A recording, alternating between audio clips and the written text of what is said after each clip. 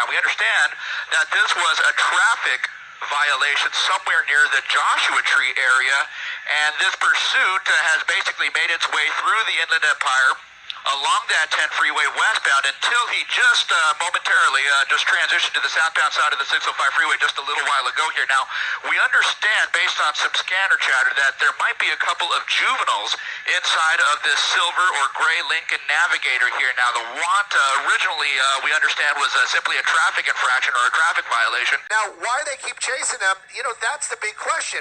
If it's just a registration issue, why are they staying with it? A lot of times with the pursuit policies that we know about and law enforcement and the things that have been going on, they basically will just be like, well, we got the registration, we know this vehicle, we'll just take care of it later on. But this one, a little bit different. They've been staying with it, like you said, from Joshua Tree. We really started to have a lot of concern about not only the occupants, we understand that it's children and that's such a sensitive issue, but also the other people on the freeway. And now you can tell the driver is getting more erratic. We're on the 605 south. We're headed down towards the 91 freeway here in a moment. So we're into Cerritos. If we continue south, we'll be down through Long Beach and down into the Seal Beach area. If we're going to see speeds of this kind of caliber, you want to see it on the freeway, wide open spaces, essentially with less potential to cause any serious injury to pedestrians or anything of that nature on surface streets. But right now, southbound 605 approaching the 91 freeway in the making this transition here now. Actually, it looks like we're making the transition to the westbound side of the 91 freeway. So where this driver is going, we're not too sure. We understand this pursuit originated out of the Joshua Tree area near Palm Springs, continued on the westbound 10 freeway onto the southbound 605, and now we're onto the westbound side of the 91 freeway. A lot of times they will head to an area that they are familiar with. You wonder what must be going through their minds. With two kids on board at speeds this high. You're talking about those tinted windows. That is always an issue. Believe it or not, it appears the driver's side window is not tinted. That's actually legal. So you can see the dark tinted windows in the back. That's legal. It still makes it a challenge for law enforcement officers. It's when they can't see the driver in those front windows. That is against the law in the state of California. And this is probably one of the primary reasons officers can't see the driver. But News Drop before Alpha, we're pulling up a little closer right now, so we're going to try to get a glimpse and see the mannerism and exactly what this person is doing. Maybe it was just somebody out there enjoying that. Looks like we're going to be taking an off-ramp here. It looks like it was somebody enjoying the, maybe out there at the casino, and something happened, and now trying to get this vehicle back home. It looks like we're going to be getting off on Santa Fe or Santa Fe Artesia. Some hard turns. That's a big old truck, and that's what we were talking about. Making a hard turn right there, coming back around. Now we have traffic. Oh, I don't like this kind of stuff.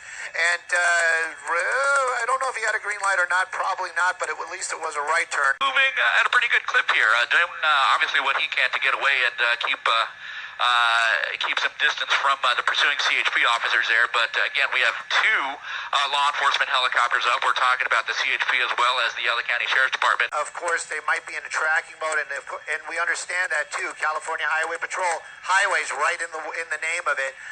Once it gets off here on surface streets, they're going to back off. Even though right now, Alameda and this portion of Southern California is basically just a type of freeway that it's basically just used for trucking and straight shots. But we're going to be coming up on the 405 freeway, 100 miles an hour, passing big rigs down there. We're getting down into the harbor area, down towards Long Beach Harbor. If we continue here in Alameda, maybe even into San Pedro.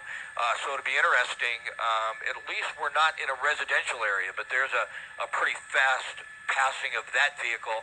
And we're running into an area here where if you continue south, we'll head down into San Pedro, and it may be a little bit trickier for the suspect to continue on some of these smaller surface streets, and it may be a little easier for the law enforcement to get a handle on him. So we've seen the individual turn here onto, it looks like, East 1st Street.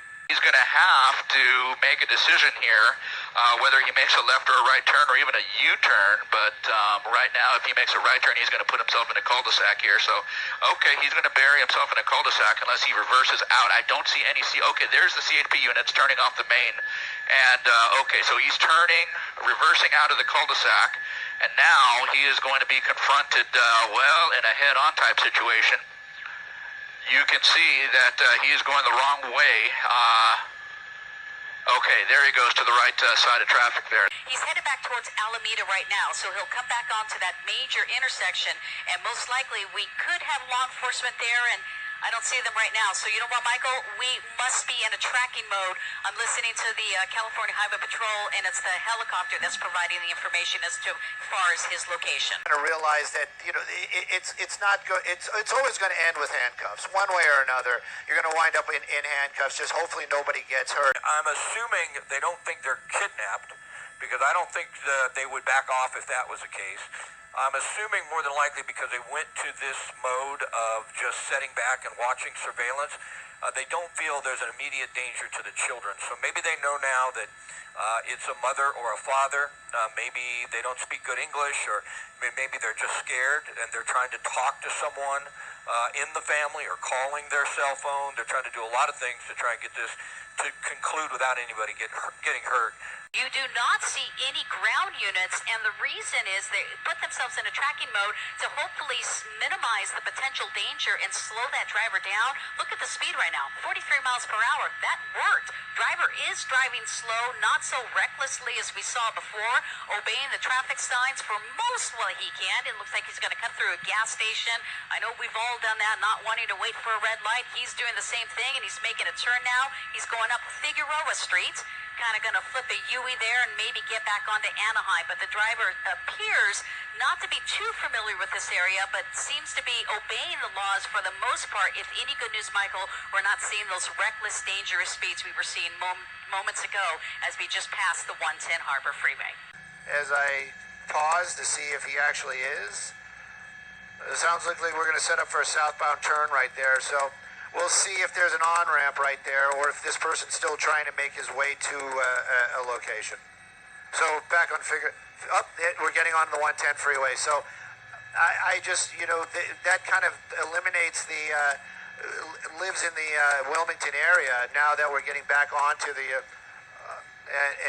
CHP just went by there. Maybe this person's maybe that officer, there's the California Highway Patrol helicopter.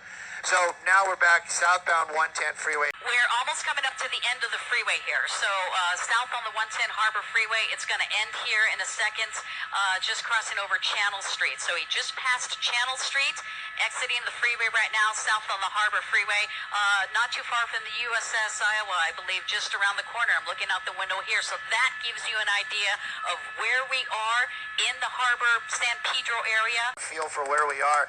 There's actually 2 law enforcement helicopters above this, and it looks like we're going to be getting onto the 47. That's going to be it's going to take us across the Vincent Thomas Bridge. And so we're going to keep an eye on it right there. Hopefully this isn't anything other than just a rerouting type of situation. Still driving a little faster than they should be, getting across the Vincent Thomas right there.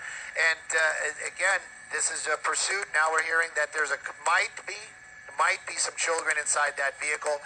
If they are, they're probably in the back seat. Hopefully they are buckled in, and depending on the ages, have car seats. No law enforcement behind them. I'm sure maybe they know, maybe they're on the phone, they're getting messages like, hey, all the media is still following you. But if that's the case, somebody should be telling this person, look, just pull over. Just pull over, just get out, just bring this to an end before somebody gets hurt. Well, and Michael, again, I'm glad to see, because when we first got in this pursuit, we were seeing speeds almost 110 miles per hour. So he is slowing down, and I think he's going to be getting onto the 710 freeway here. Is he getting on the 710 freeway here? Pilots letting me know now he is making this transition, and most likely this is going to put him back onto the 710, the Long Beach Freeway, and that's going to put him on the northbound side. So, Michael, in a way, we're kind of headed back to where this driver was driving earlier, but I don't think he's going to be able to make it back to Joshua Tree. Just now coming up on Wardlow and beyond that, the 405 freeway here. So, as he moves to the right lane of traffic here, it looks like he might be getting ready to jump on the 405 freeway. We'll know in just a matter of a little bit here, probably a quarter mile or so, whether he intends to get on the freeway north or south. So we'll see here, guys. Bear with us a moment here. If he goes to the south, that's going to be the 405 south. through Long Beach and down in towards Orange County. Of course, he has the option of going north as well. So that's the southbound exit that he's passed. So it looks like he still might have an opportunity to go. We'll see here. Bear with us. Bear with us. Yeah, it looks like he wants to go north on the 405 freeway here. Okay, bear with us here. Okay, Aldo, I've got you there. A bunch of south of you.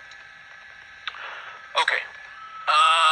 There's the cloverleaf transition here, and as he approaches the top of that transition, he's going to be picking up the northbound side of the 405 freeway, coming away from Long Beach, and we'll be coming up towards the Carson area here, and again, this is more or less an area that he had been in a short while ago here as he was coming down the 110 freeway, but let's see what he does here, but we're just going to be coming up on Alameda here shortly. That was a street that he was on just a short while ago here, so maybe we're seeing a little bit of a pattern, who knows, but again, northbound side of the 405 freeway, Alameda coming up shortly here. Let's see if he gets off on Alameda. That might be an indicator that this may be an area of familiarity. Now, this is interesting because there's a CHP vehicle crossing in front of that patrol car. Can pull out a little bit, Jamie. I want to see if there's another one behind. But there's the SUV. It looks like he's going to get off on Hawthorne Boulevard in Lawndale. Whether or not the CHP vehicle going by caused the suspect to get off or not, we don't know. But that's the first time in a while, Philip, where we've actually seen CHP come up on the vehicle. Yeah, we're getting off here just inside of Lawndale. I've got some cousins in Lawndale. We're getting off here at Inglewood Boulevard. They actually stopped for the stoplight, which is just such a relief.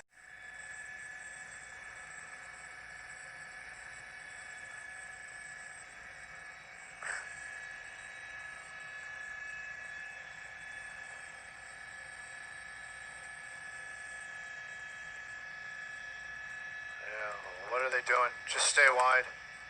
Oh, he's just making a left turn, Vinny. He's making a left turn. He's going to come up the top here. There he is. There he is.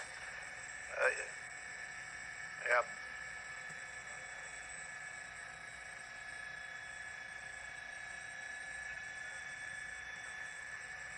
Push in. I want to make sure that's the same car. That is it. Is that it? That's it.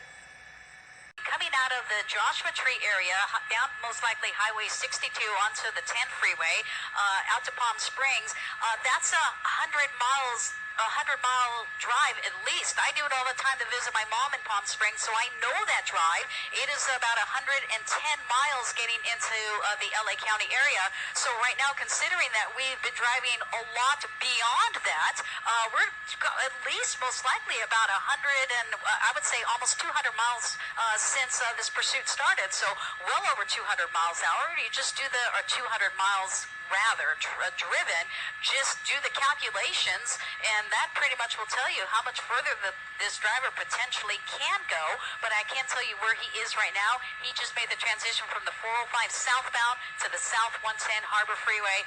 If it is that man's children, then it wouldn't surprise me if they take the children away. It would definitely be endangering his own kids, and there would be a question whether or not this individual is capable of caring for a child of that age. Looks like we're getting off of the 110 freeway now onto PCH, and if the suspect makes a left turn here, they'll be going eastbound. So, yeah, that looks like that was a red light that we just ran there, and now we're going underneath the 110 freeway. Yeah, no, but it was a red light as well. Unfortunately, there was nobody coming through there, and he was able to slow and look. But now we're on PCH, and it'll be interesting to see if this makes a right turn here. I'm not sure. This Figueroa, which basically parallels the 110 freeway. And now we're turning into a residential area. Now, this is going to get tricky, and now law enforcement has to make a decision. The most important thing is officers know this is a very delicate situation. Michael, that's why we're not seeing any pit maneuvers or anything like that. Again, they don't want to escalate this driver. We'll kind of watch and see, because this is a little bit kind of curious to me, but he's definitely slowing down, and okay, making the U-turn. There's someone at the trunk of their car, and he's okay, look at this, guys, look at this. Okay, are people getting out of the car? Okay, There we go. Oh, they're like teenagers. Are you kidding me? There we go. There's some law enforcement. Go a little wider. There you go. There, and that's kind of what I was saying the entire time. As soon as that vehicle comes to a stop, those cars that are not there will suddenly appear, and there they are. That vehicle is basically blocked right now. It looks like some family members came and got kids. These are babies. What is this person doing? Unbelievable. But now it's a little bit different. Now and this is the thing. There we go. This guy still trying to get away from law enforcement. There we go. That's a genuine person right there. Trying to make a run there, just running along, and we're gonna. My money's on the officer that just threw whatever he threw away. Oh! That's what I get for putting my money on the officer. Situation. They're going to get the suspect in a moment. He's going to get tired. Officers are in pursuit.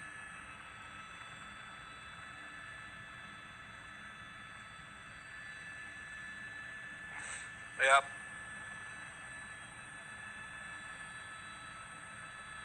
There he is, Aldo. There he is.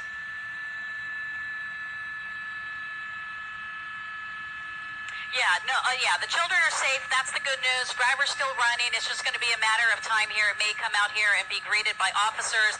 You see that helicopter that just came into our shots. That's the CHP helicopter. that same street here, coming back out to that same street. Okay. Oh my gosh, guys, get this dude. Okay, so there we go. Oh, thank goodness. Wow, you saw that. My goodness, what a great tackle here. They got him. Oh my gosh. Best possible ending here, guys. Best possible ending. A peaceful ending where the guys were let out of the car. He tried to get away, but he saw the CHP closing in. He foot bailed, and they were able to take him after just a minute or so on the ground. So, oh my gosh, all things considered, a very good ending to this pursuit where it doesn't look like anyone got hurt except this guy when he got tackled.